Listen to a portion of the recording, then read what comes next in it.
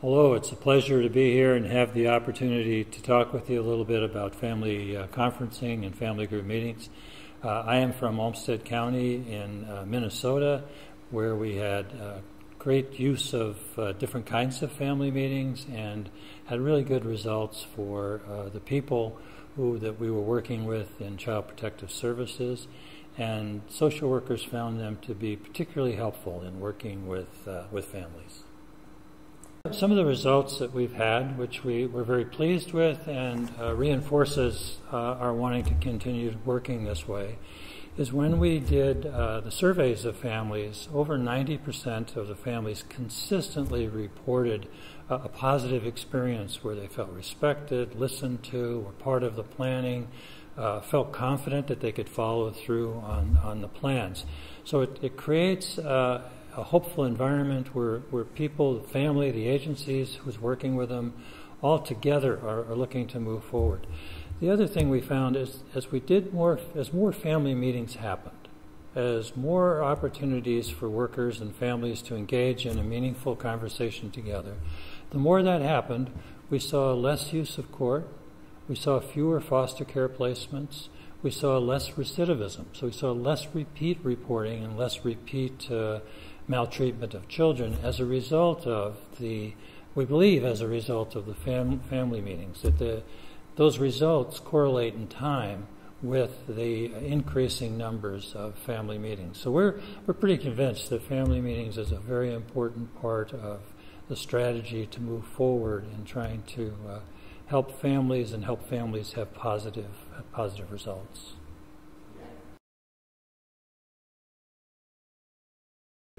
In a year, we probably do around 700 family meetings in a year, and with some families they may have more than one meeting, and other families may just have one.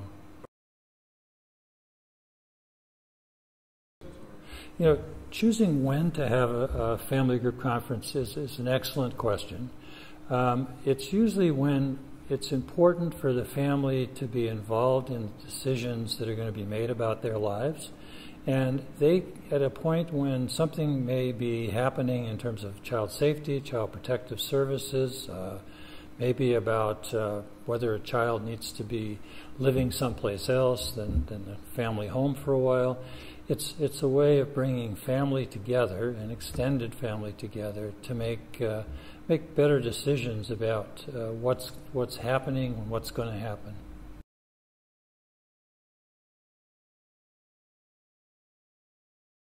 I think there are two themes to think about, and the workers here may already think about these, so it may be just saying more of what they already know and do, particularly after having been in meetings here and hearing some of the wonderful work that's already being done here. But I think it's the idea of partnership and the idea of collaboration. Partnership with families, so we are engaging families in a process that affects them. I think that's very important. Rather than doing things to families or for families, doing things with families, and sometimes at their direction in terms of what makes most sense for them. And then I think collaboration, professionals making sure that they're collaborating together to work for the best interest of the family, and that the professionals also collaborate with the family, so that the family is always the center of decision making and forward thinking.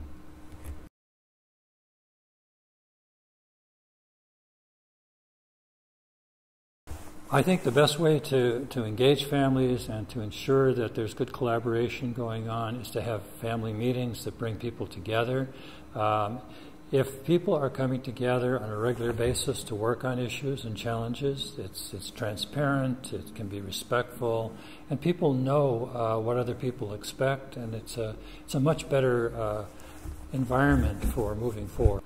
I think it would be exciting to be able to expand the kinds of family issues that can be addressed through bringing people together. So we have had experience with, particularly around families that have children with developmental disabilities or serious mental health issues, that being able to bring the family together, extended family, people who care about the family and the child together to help plan can be very helpful. I think it would be, I've always thought it would be a very exciting process to do in adult protective services or in services for the elderly where families are struggling how best to help an elderly family member. What better way than to bring people around that elder with people who they know and care and maybe love and trust, and to develop a way of moving forward that's helpful.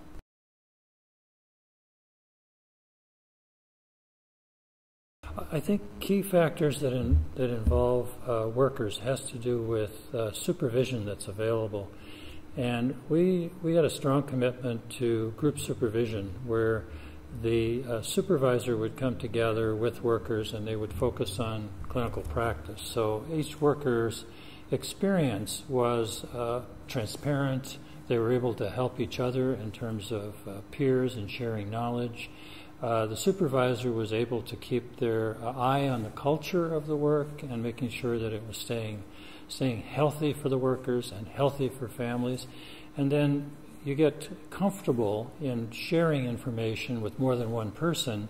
That then helps to transfer your work into working with families, because when you work with families in a group setting, it's very different than working with them simply on a one-to-one kind of relationship. So the experience of group supervision, having quality group supervisors who can help you with development of practice and understanding how the organization is functioning and where it's headed, tied with the family meetings, I think is an excellent way to really engage families and move forward.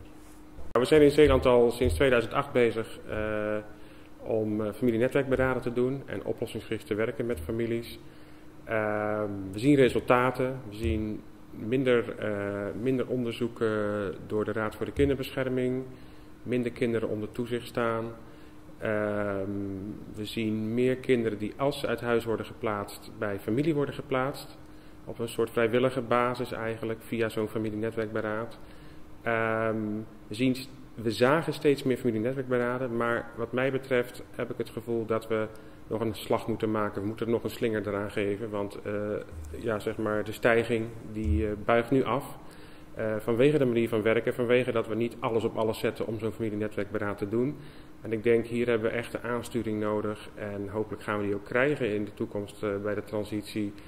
We gaan die zeker in Walcheren krijgen, denk ik. Dat zeg maar, de subsidiegevers er echt achteraan zitten van dit is wat we willen zien. We geloven dat we hier betere resultaten mee kunnen krijgen. We moeten nog 2-3 keer zoveel van die familienetwerkberaden gaan doen. Dus het is belangrijk daar capaciteit voor te creëren. En ook is het belangrijk om de cijfers beter op elkaar aan te laten sluiten en samen te publiceren. Ook om te laten zien dat wat we al goed doen, want er is heel veel wat we al goed doen in Zeeland. Maar ook om te laten zien waar er nog een schepje bovenop moet. Want we zullen uiteindelijk met iets minder geld veel beter werk willen en kunnen afleveren. Ik ben heel blij dat Walcheren voor elkaar heel duidelijke keuzes maakt, want dat is ook echt nodig. En in die zin denk ik dat als het programma echt zijn uiting vindt, dat er dan een enorme slinger en een enorme kwaliteitsverbetering kan komen. De plannen zien er goed uit. Ik heb er alle vertrouwen in dat we nog 2-3 keer zoveel familienetwerkberaden kunnen gaan doen. En uiteindelijk dat het echt een standaard manier van werken wordt.